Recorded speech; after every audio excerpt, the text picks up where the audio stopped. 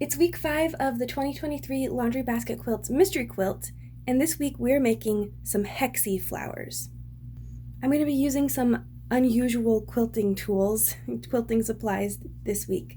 I have my white washable Elmer's glue, I have a little Elmer's glue stick, and I have this huge container of freezer paper.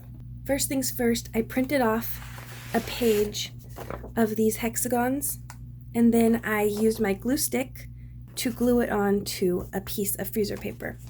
And I have the shiny side here, the paper side on the bottom, and the point of that is just to cut out all of these shapes, all of these hexies, until I get them all separated like this, and then I simply remove the paper from the freezer paper. So I remove the printer paper from the freezer paper, and then I discard the paper one, and the freezer paper one goes in my collection over here. Here's a little bit of a closer view. Just separate those pieces. Shiny piece, freezer paper goes in there. And I do that a bunch of times. And really, this takes a pretty long time. And if you don't want to do these extra steps, there is pre-cut hexagon paper out there on the market. I just do this because it's more convenient. I don't have to go to the store. But if you don't mind waiting, if you want to go shopping or order it online, you get to skip a ton of steps. And I'm going to include a link to some pre-cut hexies in my video description if you're interested. But the benefit of making them out of freezer paper is I can iron this directly onto my fabric. I'm going to iron it to the wrong side of my fabric like so. But I do like to get a ruler involved to make sure that I'm making good use of my fabric. So I usually start with a little more than 1/4 inch away. Move this up here. Then I put the sticky, shiny side down, and I'll run my iron over that, stick it into place, and then for my next hexagon, I'm going to put a 1/2 inch line right on that edge, and I'll get another hexagon, and I'll center it this way and then align it to that angle. And I'll do that all the way down the strip. But I use at least 1/2 inch here. You might want to do a generous 1/2 inch, but the goal is to have at least 1/4 inch seam allowance for each of these pieces. This method is also good because you can do a little bit of fussy cutting. You can see a little bit of the pattern on the wrong side, but when you hold it up to the light, you can check and see what your piece is covering. Of course, I didn't do this on purpose. It just sort of worked out that way, but isn't that cute? So unfortunately, this strip is a little short. I knew that when I was cutting it out, but I only managed to get 7 hexagons on this strip when I needed 8. So I'm going to have to cut an extra strip and finish it up later. But for now, I'm going to move on and cut these out. So I've got my little square up ruler. It's just so much easier to maneuver it around than even this one. So I'm going to line up this 1/4 inch mark with the side of my hexagons, like this. And I'll just go down the whole row like this, ending up with these sort of, still need to change my blade, with these diamond shapes. And then after all of those are cut out, I just finish it up, use that 1/4 inch again, maybe a generous 1/4 inch. And just like that, I have my first hexagon. Quick side note, if you are using the pre-cut papers, instead of ironing them down like we do with freezer paper, you can just do a little dab of stick glue and stick it to your fabric that way, and then cut it out, so you don't need any specialty templates or rulers or anything. So I'm going to do this with all 3 of my main fabrics, but for my center accent fabric, I'm just going to cut rectangles. So it's 2 inches by about 2 1/4 inches. And I'll explain why I do this later. The short answer is because I'm lazy, but you'll see later how I incorporate this. The last step to make these hexies easy to sew is to baste the sides down. So you can finger press, but it's not 100% necessary. And traditionally, this would be done with some string.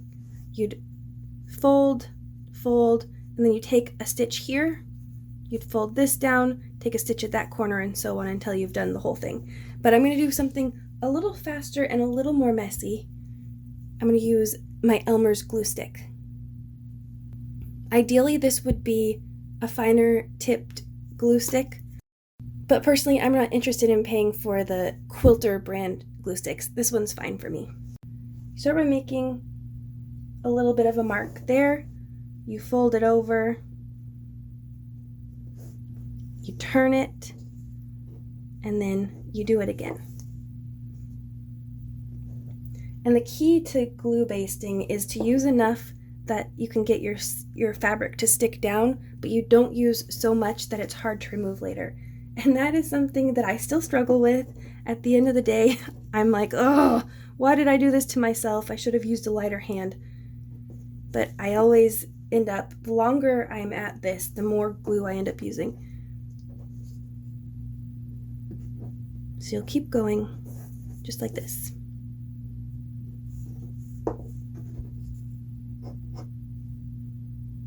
And when you're folding it over, you want to make sure that you are not rolling your freezer paper. You want to make sure everything is the correct size and there are no tucks or rolls. Until you've got your first piece. So I'll set this aside. I wouldn't sew this immediately.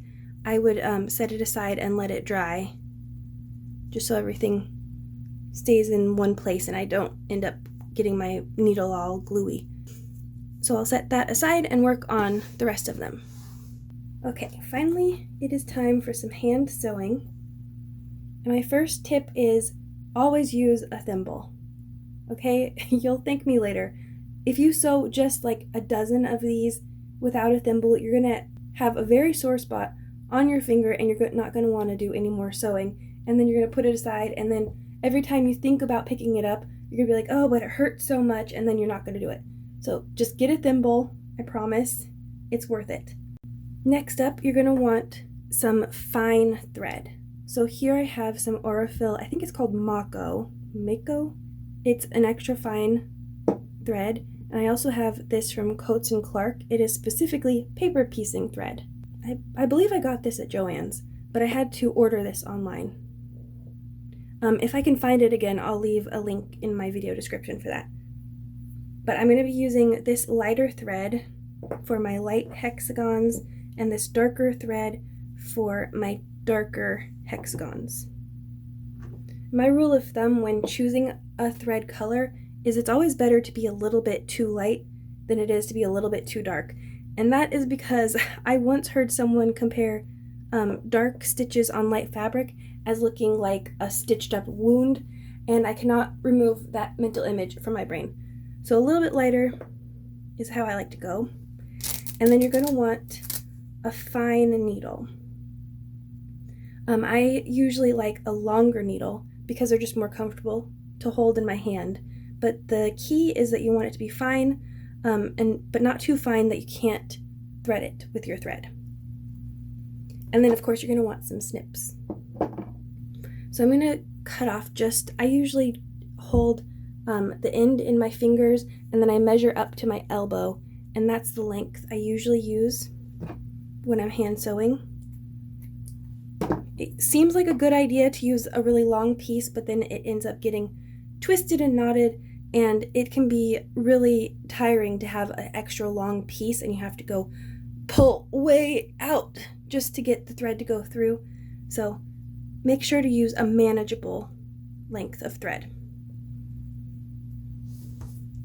I'm just going to go ahead and thread it here real quick. And I'm going to make a quilter's knot at the bottom. So you make a little X, can you see that? With the thread in your needle, and then you do some wraps. And so the number of wraps will depend, the number of wraps that you want depends on how thick your thread is. And since this is really fine thread, I'm purposely making extra wraps to get a little bit of a bigger knot than usual. I can't tell if that's in focus. I'm putting my thimble on my middle finger because I want to put more strength behind it. If I wanted to use it more as a precision instrument, I'd use my pointer finger. When I'm quilting, I use my pointer finger. But in something like this, I'll use my middle finger. And I'm going to work in pairs. If you want, you can sort of arrange them beforehand to see if there's anything that sticks out. Like maybe this is too bland and you want more detail in that petal. So you can move them around if you'd like. I'm not that picky. And you're going to work in pairs. So first things first, I'm going to hide my knot. There's this little flap right here. I'm going to go through that flap. Here, I'll put this down. Go through that flap and come out at the corner like that. I'm trying to get to the tippy pointiest part of that corner, and I'll pull the thread through, and if my knot comes through, that means my knot was not big enough, and I'll redo that, make the knot a little bit bulkier.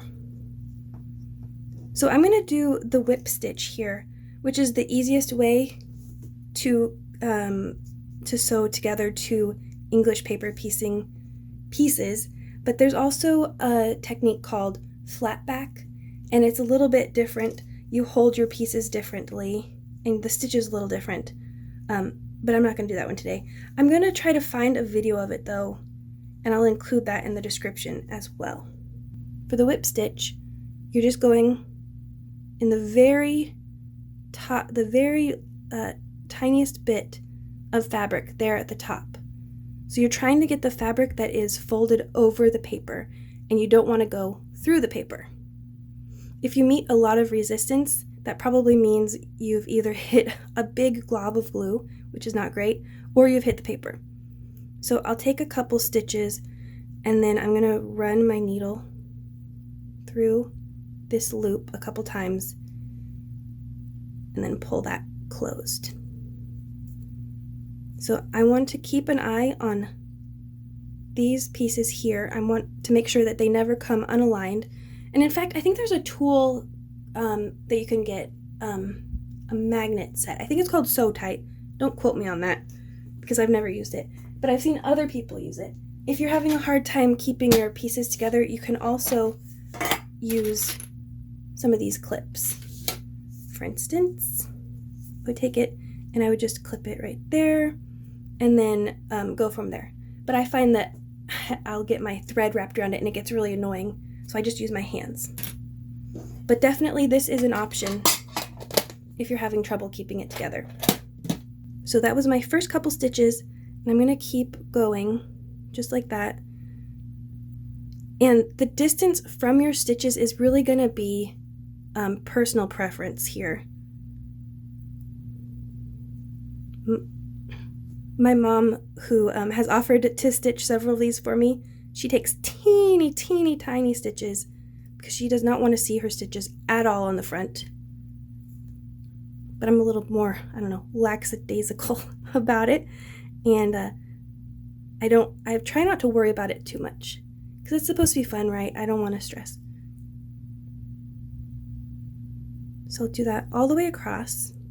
So then at the end, when I come to these points, I'm going to go through the pointiest part of the point, and I'm going to do that same thing where I run my needle through the loop a couple times to make a knot, and I'll pull that through. And depending on how much you trust your thread, you might want to do a couple of those. So I'll just go back a little bit, do the loop and a little knot, and then to finish it off, I'm going to unglue this little part here, and I'm going to bury or make a running stitch right here, just to keep that thread out of the way. You want to make sure you're not coming out the front when you do this. You just want to use that little bit of seam allowance. And then I will cut the thread, and I've got my first set. So I'll work in pairs. I do my first one, and then I'll do these two, and then after that, then I'll connect there, then I'll connect here, then I'll connect here, until I have a little flower. But I'm not going to make you watch me do that again, so I'll finish these off, and then I'll show you how I do the center. Now that I have these 6 petals sewn together, I can add the center part, but I just want to take a minute to look at this cute little bunny. It's like, I didn't do that on purpose, but it just fell perfectly right there. And it reminds me, I just a couple weeks ago found some baby bunnies in my garden, so it's just really cute. So anyway, to move on, I'm going to flip that over, and then I'm going to take my rectangle and I'm going to flip that down, right side down. But first I'm going to add some of my white school glue. And I'm not going to do too much of this. It really doesn't need that much glue, but I'm just going to add dots, small dots, all in the seam allowance. I don't want to get this on my freezer paper. So just like that, all the way around. Maybe I need a little bit extra right there. And then I'll take my piece, and I'm going to want to cover both of these seam allowances and center this way.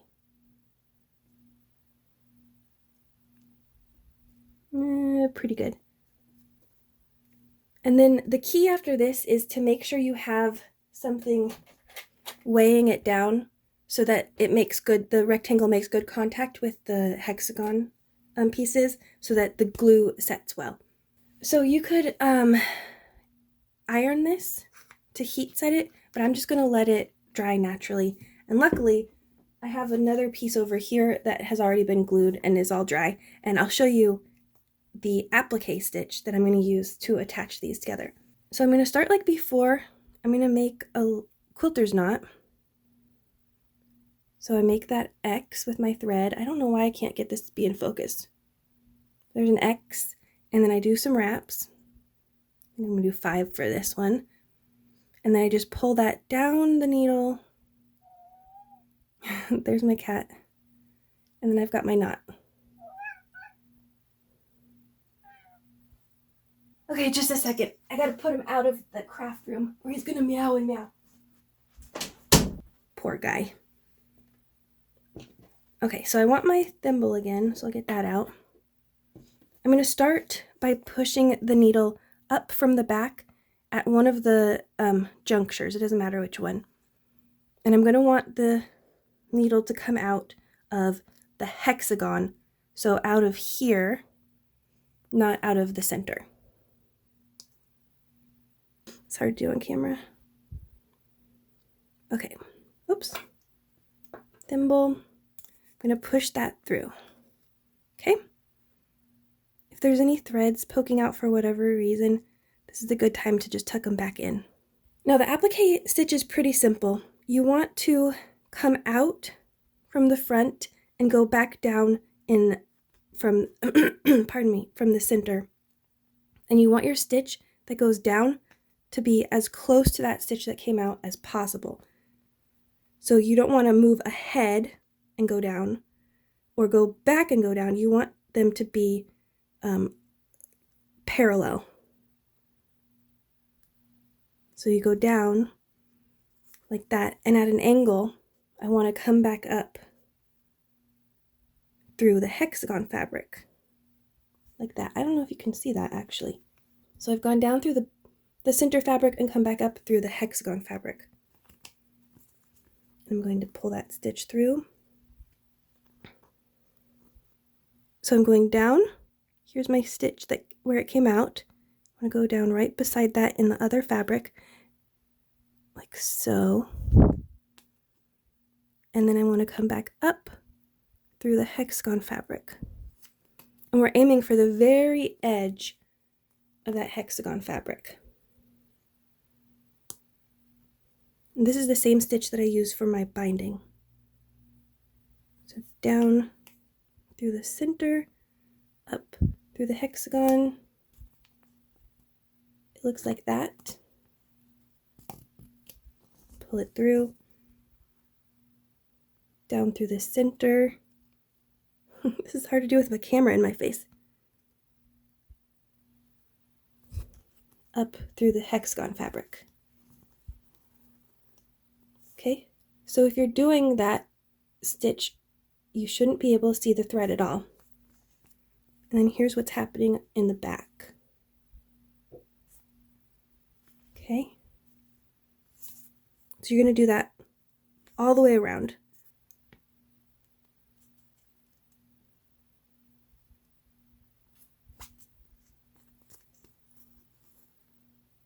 Now normally I would go around until I ran out of thread, but I want to show you how I knot these. So you'll have come out through the hexagon fabric, and you want to end by going back through that center. So all the thread is on the back. And then I'm going to use some of the excess fabric here to make a knot. So I'll just run my needle through that excess fabric, and then I'll go through that loop twice, just like that. And you could double knot it if you'd like. I'm just going to do one knot. So that's how it will look on the back.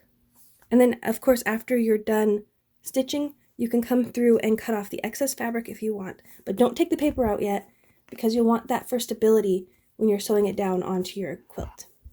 So here's the finished edge right here. And the goal is to have invisible stitches, but if you can't get invisible stitches, do not be hard on yourself. People are going to look at the quilt as a whole. They're not going to look for little tiny details that we as the quilter sees. So be kind to yourself, and remember, this is supposed to be for fun. Now I'm going to go ahead and finish these edges off camera, and after I'm done with that, I'll bring back my other finished blocks to show you the other colorways I picked out. And finally, here are the finished blocks. So I have this lighter color with a very low contrast from the center, and then I have a more medium-ish color here. This one's probably my favorite, and for whatever reason, this fabric was fantastic to sew through. The needle glided so smoothly through it in a way that it didn't through the other ones. So very weird, but enjoyable. And then my last one is this dark color. And again, I like that this pink is sort of picked up over here, and this burgundy is picked up over here. It sort of bridges the gap between the colors, I think. So far, I only have 6 blocks done. And I want to give a big thank you to my mom. She has volunteered to help me finish these up over the weekend because I was complaining about how slow I am when I'm paper piecing. So she volunteered to help me out, and that'll make it go by so much faster. After those last 6 blocks are done, there's just one more week left, and it's going to be all about layout and applique. And I haven't decided yet if I'm going to buy those applique shapes that they have online. I'm going to wait and see if I like the design before I decide whether or not I purchase those templates. If you enjoyed this video, don't forget to like, comment, and subscribe, and I'll see you again next week.